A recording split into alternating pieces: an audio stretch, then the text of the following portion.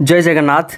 आज आम आम देशर पूर्वतन राष्ट्रपति तथा प्रसिद्ध विश्वविख्यात वैज्ञानिक डॉक्टर एपीजे अब्दुल कलाम द्वारा कहुई पांचटी क्वेटेशन विषय रे आलोचना करिबा। Number 1, if you want to shine like a sun fast burn like a sun. से कहले कि जदि तुम्हें सूर्यंक परी आलोकित तथा उज्जवल होगा चाहूच ताहेले तुम्हें सूर्यंक परी जलिबा भी चेष्टा कर। अर्थात निज जीवन में जिते दुख बाधा विघ्न आसू ताकू न डरे निर्भय होई निर्भीकता पूर्वक सामना कले जाई आमे सूर्यंक परी चमकिबा। Number 2, small aim is a crime. से कहते जीवन में छोट लक्ष्य रखा एक क्राइम परी। Aim at perfection in everything. सबु बेले सबु क्षेत्र में बेस्ट होगापी चेष्टा कर। कहुए ना सूर्यंक पाखक एम रखी आमे जाऊ जाऊ दरकार पड़े पर्वत ऊपर को चढ़ी जापर। तेणु छोट लक्ष्य रखा द्वारा व्यक्ति समाजर कि निजर कहार मंगल प्राय करें ना।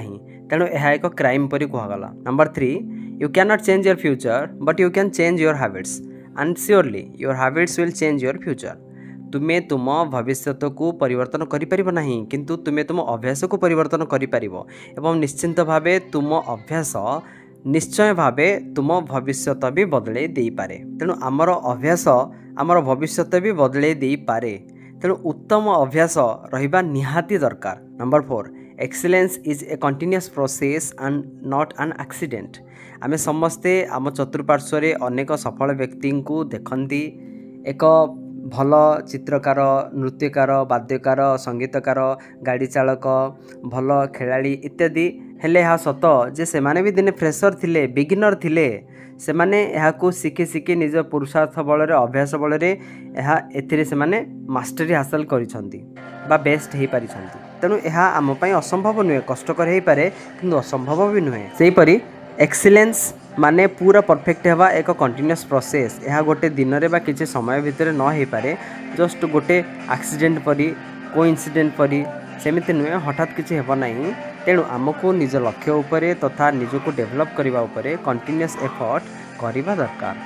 Number 5, dream dream dream dreams transform into thoughts and thoughts result in action. स्वप्न देख, कारण स्वप्न ही भावना परिवर्तन हुए एवं भावना कार्य परिणत हुए।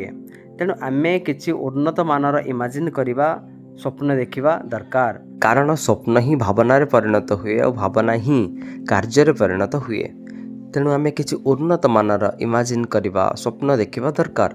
गोटे पिला प्रथम स्वप्न देखे मु बड़ हेले आईएएस ऑफिसर हेबी, तापर से सही अनुसार स्वप्न देखी निज भावना को दृढ़ करी कार्य परिणत करे। अर्थात स्वप्न अनुसार ताकू सत करबा पई कठिन परिश्रम करे, तापर यह सत भी हो पारे। आ जदि तार स्वप्न सत भी नहला ताले से लेवल रो जॉब दरकार पले करि पारे। आमे सब बेले जो स्वप्न देखंती बा जो इमेजिन करंती, जो लक्ष्य स्थिर करंती, ताहा जे निश्चिंत भाव पूर्ण हो तार किछि गारंटी नहीं, किंतु सेही लेवल रो किछि ना किछि दरकार पले आमे पहुंचीबा जदि हमर स्वप्न बहुत बड़ थाए। जय जगन्नाथ।